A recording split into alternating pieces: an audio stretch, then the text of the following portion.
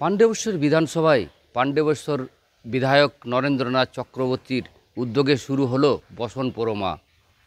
এই দিন গৌরবাজার এবং কেন্দ্রা এলাকায় প্রায় 12,000 মহিলাদের তুলে দেওয়া হলো নতুন বস্ত্র।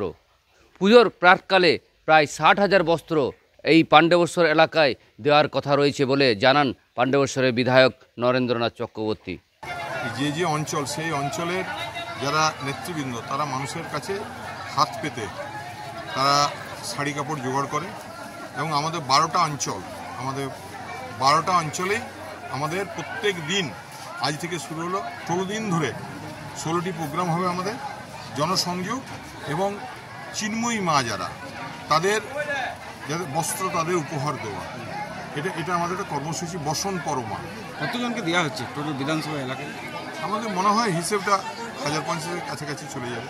এই নতুন বস্ত্র পেয়ে স্বভাবতই খুশি মহিলারা। আজ থেকে শুরু হওয়া এই বসন পরমায়ের অনুষ্ঠান চলবে প্রায় 10 দিন। এই 10 দিনে প্রায় 12টি অঞ্চলে মায়েদেরকে দেওয়া হবে নতুন বস্ত্র।